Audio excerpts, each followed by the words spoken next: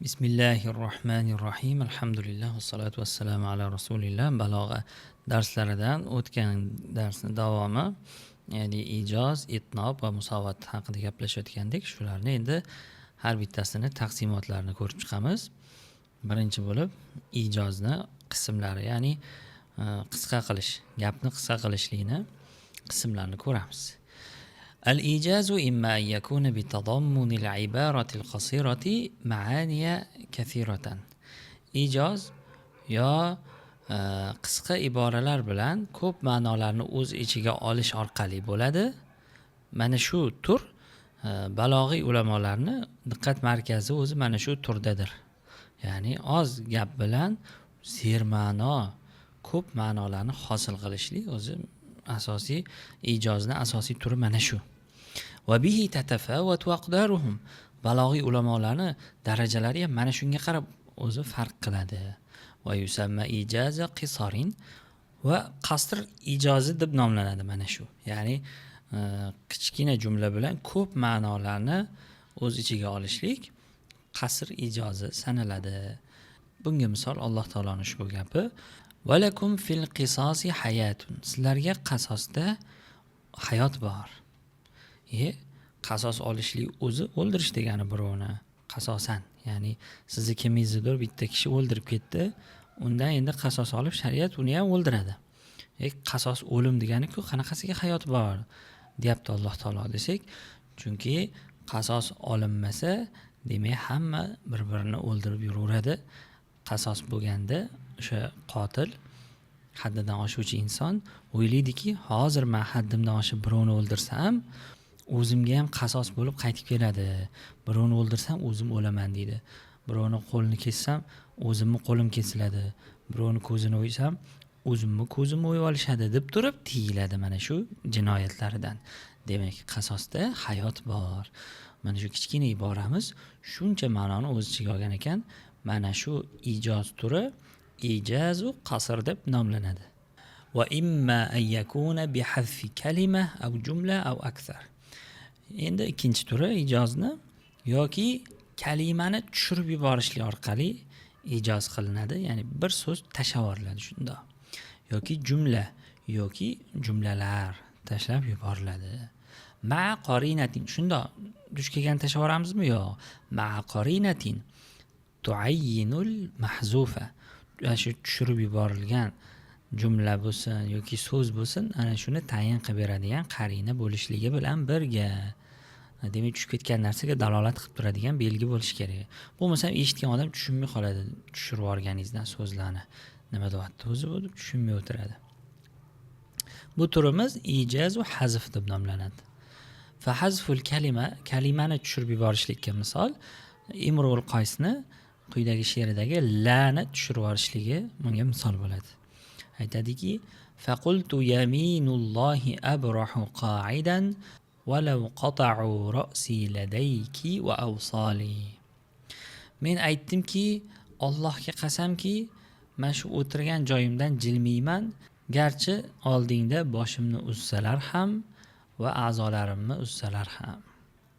Shu yerda mana joyimdan jilmayman deb tarjima qildim. Abrahu o'zi jilaman degani. Bu yerda ma'no la abrahu bo'lgan. Shuning uchun jilmayman deb tarjima qildik. Agar abrahu desak, ma'no buzilib tushunarsiz gap bo'lib qoladi. Ana shu tushunarsizlik bu yerda qarina bo'ladi. Yoki mana muhabbat qo'ygan insoniga aytayotgan gaplari shuni taqozo qilishligi qarina bo'ladi, ya'ni joyidan jilmaslikni taqozo qiladi. Yaxshi ko'rgan odamni oldidan ketmayman demoqchi bu deb la'ni qo'yamiz. Mana shu ma'nolar qarina hisoblanadi.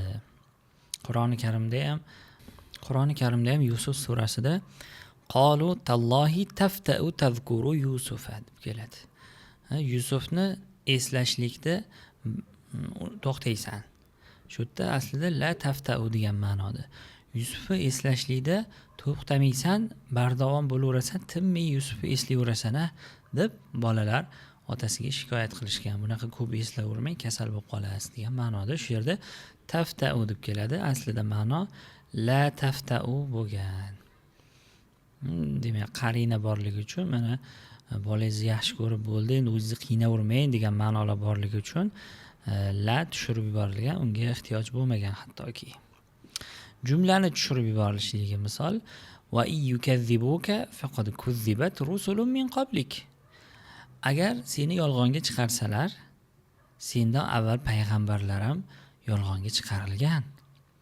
Shu yerda mana faqatdan oldin bir jumla tushib qolgan.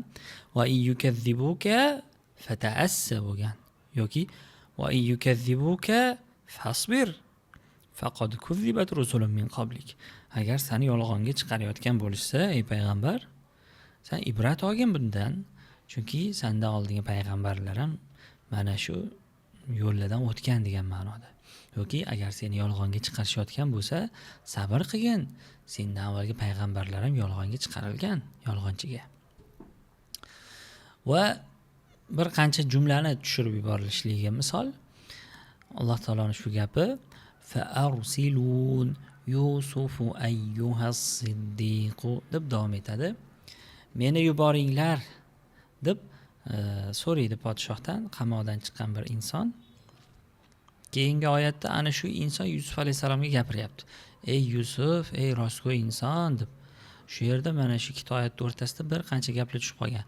Ey podshohim, meni Yusuf oldiga elchi qilib yuboring deyapti-da. Podshoh uni elchi qilib yubordi.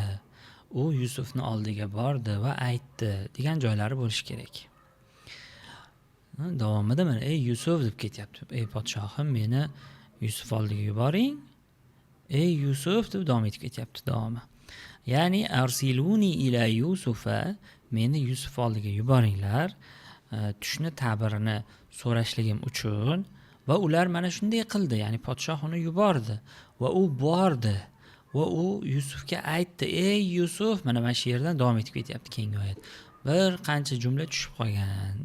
Zotan ikkita gapni o'qigan odam shunda ham tushunib ketganligi uchun. Demak, xulosa qilsak ijozimiz ikki xil bo'lar ekan, ijozu qasr va ijozu hazf. Hazfimiz kalima bo'lishi mumkin, jumla yoki jumlalar. Endi itnob haqida gaplashamiz. Itnob bir qancha narsalar bilan bo'ladi. Ya'ni qaysi yo'llar orqali itnob bo'lishligini ko'rsatadilar hozir mualliflar. Shulardan biri zikrul xossi ba'dal am. Umumiydan keyin xosni kelishligi. Masalan, ijtahidu fi durusikum wal lughatil arabiyyati. Darslaringizda ijtihod qilinglar, tirishinglar va arab tilida ham. O'zi darslarning ichiga kirib ketadi-yu arab tili ham. Lekin alohida qo'shib aytildi. Nima uchun? Va faidatuhu at-tanbihu ala fadlil xos. Mana shu xos narsani fazilatiga alohida tanbih berishlik, alohida urg'u berishlik uchun. Darslar muhim, arab tili undan ham yanada muhimroq degan ma'no borda go'yo. Ka'annahu li rif'atihi jinsun akhar mughayirun lima qablahu.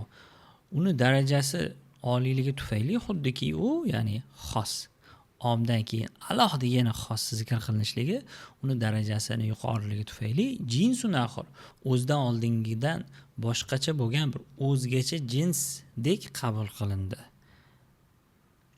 Qur'onda ham keladi-ku, tanazzalul malaikatu var ruhu. Qadr kechasi farishtalar va Jabroil tushadi deyiladi. Jabroil ham farishta-yu, nimaga farishtalar deb turib alohida Jabroil deyilyapti desa, farishta to'g'ri, lekin alohida fazli bor bu zotda. Shuning uchun omma zikr qilgandan keyin yana xos alohida zikr qilinyapti. Minha zikrul ami ba'dal xos. Xuddi shuni teskarisi tepadigini xosdan keyin omni zikr qilib qo'yishlik. Mana bunga o'xshab. Robbighfirli va livalidayya va liman dakhala baytiya mu'minan va lil mu'minina val mu'minat.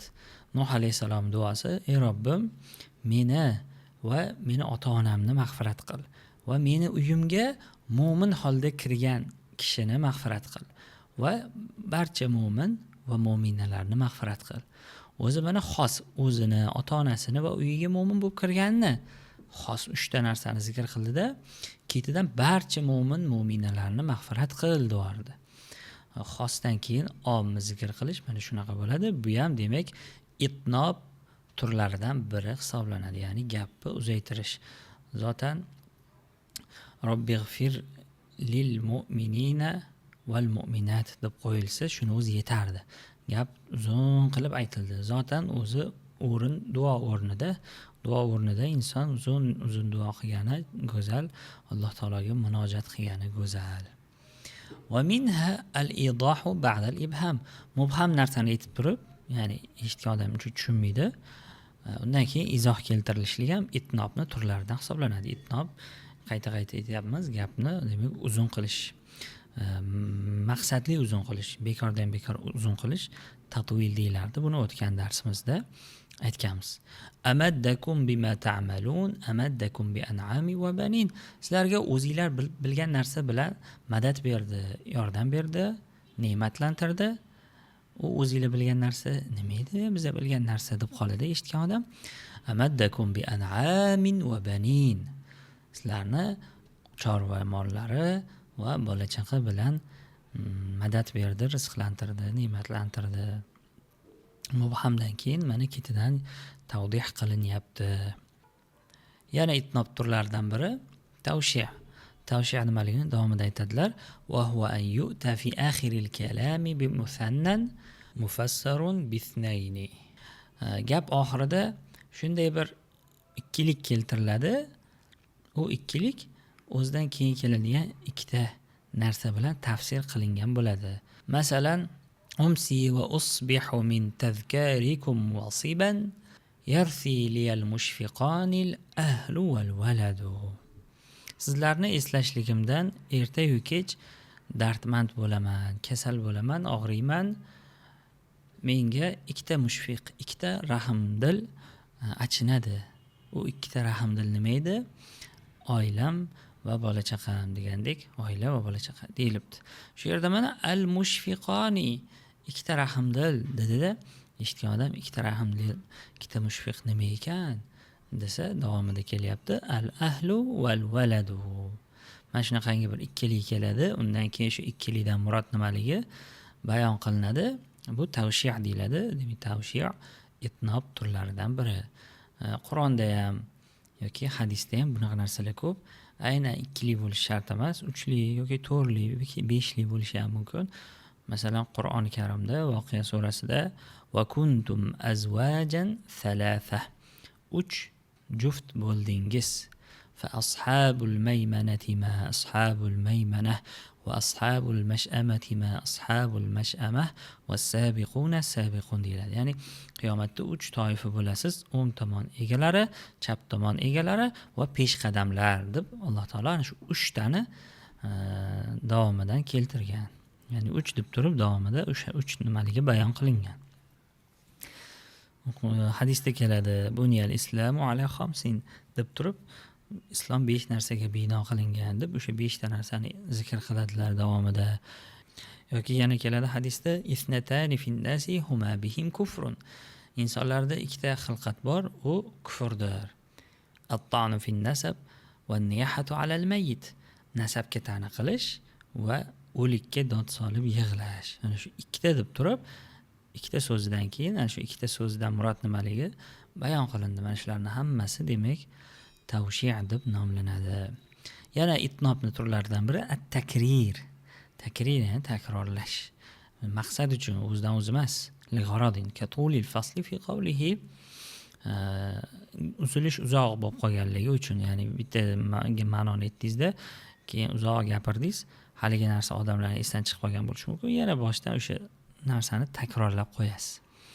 Va inna imra'an damat mawathiqu ahdihi ala misli hadha innahu lakarimu.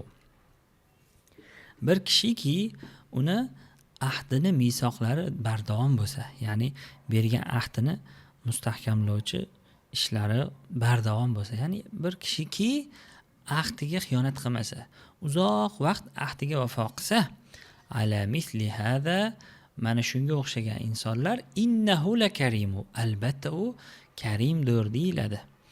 O'zi mana bu yerda imro'an deb kishi haqida gapirildi. Innahu deb yana zamirni aytib o'tirish shart emas edi, lekin imro'andan keyin ancha ma'lumotlar ko'payib ketdi-da. Imro'an o'sha kishi degan joyi qolib ketdi orqada. Shuning uchun innahu deb ana shu u deb yana qaytarib zikr qilib qo'yilyapti. Bu takrir maqsad uchun bo'ldi. Nima maqsad ekan u? Tulul fasl. Uzilish uzoq bo'lib ketdi o'rtasi. Yoki ziyadati targ'ibi fil afwi. Afu kechirishga targ'ibni kuchaytirish uchun ham. Ya'ni mana bu oyatga o'xshab. Inna min azwajikum va auladikum aduwwan lakum fahdharuhum va in ta'fu va tasfahu va taghfiru fa innalloha g'afurur rahim. Albatta ayollaringizdan, bolalaringizdan sizlarga dushman bo'ladiganlari bor, ulardan hazir bo'ling, ehtiyot bo'ling. Va endi agar kechirsangiz va tasfahu va taghfiru, mag'firat qilsangiz, o'tib yuborsangiz gunohlardan, albatta Alloh taolo o'ta kechiruvchi, o'ta rahimli zotdir. Shu yerda ta'fu va tasfahu va taghfiru uchalasi bir xil ma'noda, ya'ni kechirish, o'tvorish, rahm qilish, afu qilish takror bo'lyapti deyiladi. Nima uchun?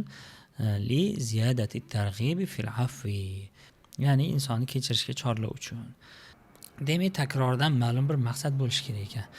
Gap borasi uzilgani, uzayib ketganligi uchun yoki biror narsaga insonni targ'ib qilish uchun yoki boshqa bir ma'nolar bo'lishi mumkin.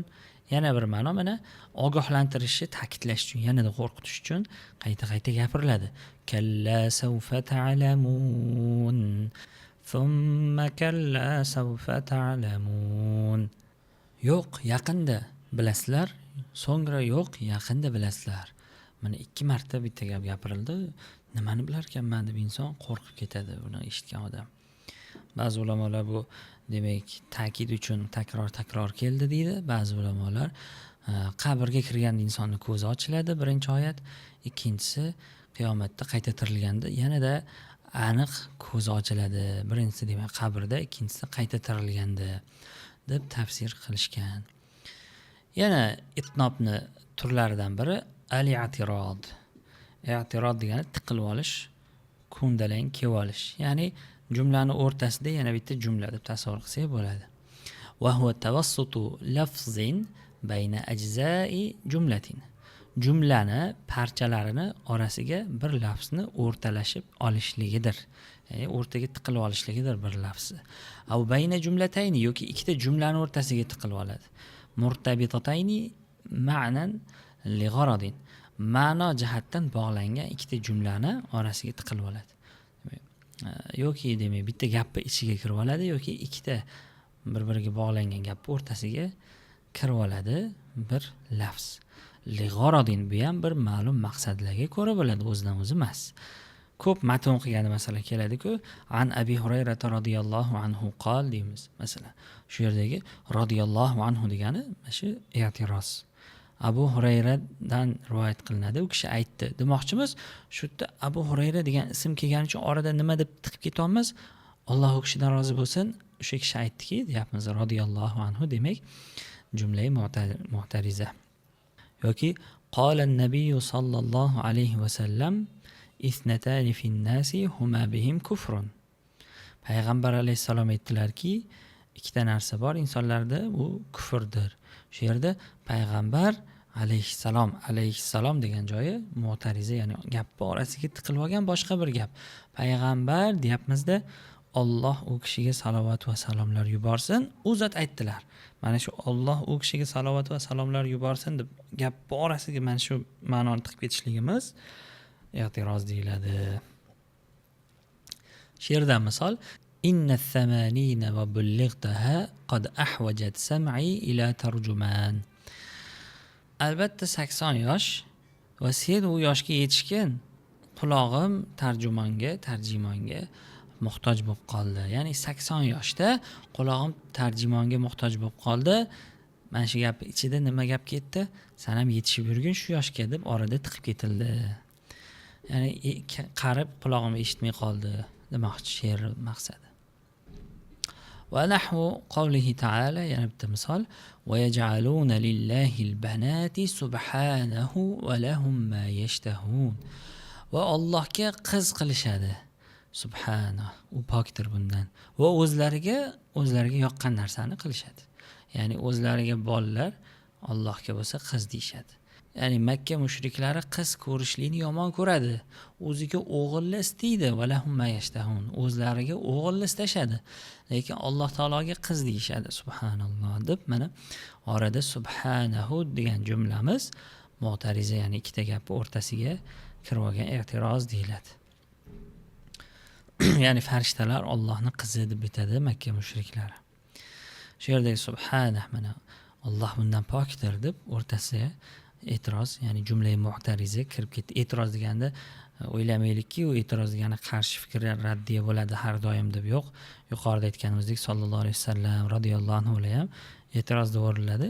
Mu'tariza degani e'tiroz degani, ya'ni tiqilib olish, gap o'rtasiga ko'ndalang turib olish degani. Va minhal ig'ol. Yana itnobni ko'rinishlaridan biri ig'ol. Ig'ol degani va xatmul kalami bima yufidu gharadan yutimul ma'na bidunihi, yatimul ma'na bidunihi. Ig'ol bu gapni ifodalovchi narsa bilan, ya'ni foydali narsa bilan tugatib qo'yishlik biror bir maqsadga ko'ra, va yatimul ma'na bidunihi, lekin u siz ham ma'no tugal bo'laverardi. O'sha tiqib qo'ygan qo'shimcha narsamiz siz ham gap tushunarli bo'laveradi, lekin bu qo'shimcha bo'ldida. Kal mubalag'ati fi qawlil xonsa. Xonsani gapidagi mubolag'aga o'xshab. Ya'ni mana misol va inna sakhran la ta'tammul hudatu bihi ka'annahu alamun fi ra'sihi naru. Albatta sahr, ya'ni bu inson haqida Xonsani akasi. Sahr bir shunday insonki la ta'tammul hudatu bihi. Hidoyat qiluvchi insonlar, ya'ni boshqalarni to'g'ri yo'lga chaqiruvchi insonlar unga ergashadi. Shu qadar yo'lboshchi ekanki Sohir, yo'lboshchilar unga ergashadi. Ka'annahu alamun, xuddiki u boshida olov alanga bo'lgan cho'qqi kabidir. Alamun demak yuqori cho'qqi, belgi, bayroq degan ma'nolar bor. O'zi alamun deb qo'ysak ham bo'ldi edi. Yo'q, boshi alangalanib turgan degan joyi o'sha shart emas edi. Lekin qo'shimcha ma'no ifoda hosil qilish uchun, foyda uchun qo'shib ketildi. Qo'shimcha foyda nima edi? Masalan, tog' tepalikka qarab hamma yo'lini topib boradi, to'g'ri, lekin qorong'ida masalan ko'rinmay qolishi mumkin. O'sha tepalik olovi ham bor, qorong'ida ham ko'ra olasiz degandek go'yo. Yana itnobni turlaridan biri tazil. Tazil degani o'zi dum qilib qo'yish, bitta gap orqasidan qo'shib yuborish, ya'ni bitta ma'noni.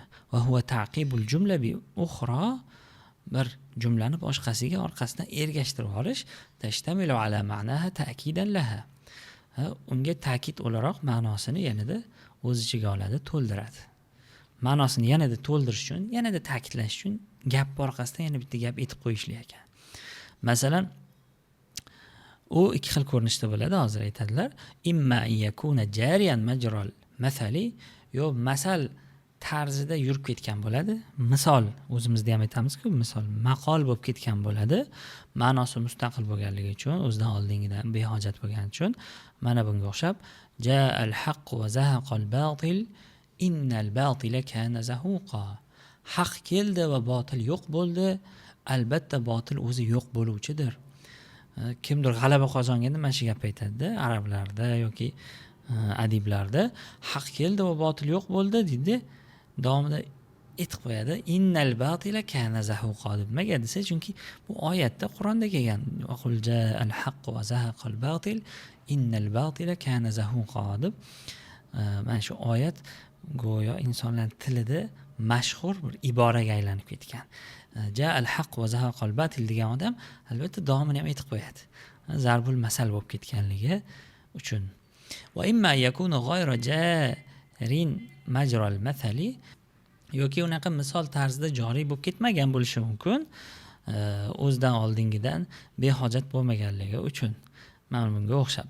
Zalika jazaynahum bima kafaru va hal nujazi illa al-kafur. Biz ularni kofir bo'lganliklari uchun mana shunday jazoladik. O'zi kofirlarnigina jazolaymiz-da. Mana shu ikkinchi jumlamiz tazil deyiladi, ya'ni birinchi gapga dum qilib ergashtirib yuborildi.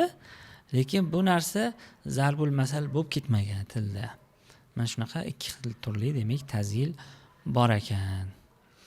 ومنها الاحتراس وهو أن يؤتى في كلام يوهم خلاف المقصود بما يدفعه.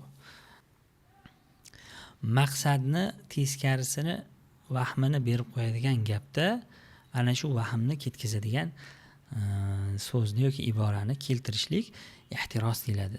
Ya'ni bir gap gapiraman, o'sha gapimda bir noto'g'ri narsani tushunib olishingiz mumkin siz.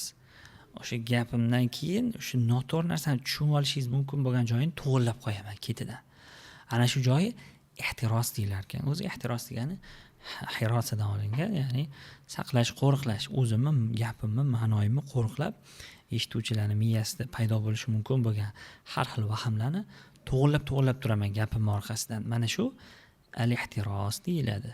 Masalan, fasaqa diyaraki g'ayra mufsidiha sawbur rabi'i wadimatun tahmi. Seni diyoringni bahor yomg'iri va mo'l-ko'l yomg'irlar sug'ordi, g'ayra mufsidiha, buzib yuboruvchi bo'lmagan holda. Nimaga mana shu buzib yuboruvchisi bo'lmagan holda deb fasaqodan keyin to'g'rilab qo'yilyapti desak, chunki vadimatun degani keng yomg'ir, sel tushunib ketilinishi mumkin-da. Juda ko'p mo'l yomg'ir foyda emas, zarar bo'lib ketishi mumkin. Shuning uchun mana shu vahmni oldini olish uchun fasaqa diyaroki g'ayra mufsidiha deb eslatma o'laroq tiqib ketildi. Mana shu demak ehtiros deyiladi. Eshituvchini fikridagi paydo bo'lishi mumkin bo'lgan xatoni to'g'rilab ketish. Oxirgi shakli itnobni at-takmil, mukammallashtirish uchun ham ishlatilar ekan, gapni cho'zish. Va huwa yu'ta bi fadlatin tuzidu al-ma'na husnan. Shunday bir qo'shimcha ziyoda ibora keltiriladi, ma'noni go'zallik jihatidan ziyoda qiladi. Ya'ni gapni yanada chiroyli qiladi. Masalan, va yut'imuna at-ta'ama ala hubbihi. Va ular taom yediradilar. Yani miskinlarga taom beradilar, muhtojlarga taom beradilar. Qanaqa beradi? Olmasanga deb qo'lni uchida beradimi, dilida xohlamasdan desa, yo'q. Ala hubbihi, chin dildan yaxshi ko'rganidan beradi. Endi tasavvur qiling, berayotgan odam yuzini qanaqa xursand bo'lib berayotganligini. Ma'no o'zgarib ketyapti. Eshitgan odam, ber degan uchun beryapman-da, mana mendan ketdi, egasiga yetdi deb berish qanaqa-yu? Tabassum bilan, chin dildan chiqarib berish qanaqa? Bitta mana shu ala hubbihi qo'shimchasi bilan tasavvurlar qancha o'zgarib ketdi. Ay ma'a hubbihi, muhabbat bilan taom yediradilar miskin muhtojlarga. Va zalika ablaghu fil karami. Bu narsa demak saxiylikda yanada balog'atliroq bo'ldi. Mana shu qo'shimchasi bilan. Shu va shunga o'xshagan yana boshqa ma'nolar uchun ijoz, itnob va musovatdan foydalaniladi. Inshaalloh keyingi darsda ilmul maani haqida ozgina xotima bor. Shuni o'qib inshaalloh bu bo'limni tugatamiz. Subhanakallohumma bihamdika ashhadu an la ilaha illa anta astaghfiruka va atubu ilayk. Assalomu alaykum va rahmatullohi va barakatuh.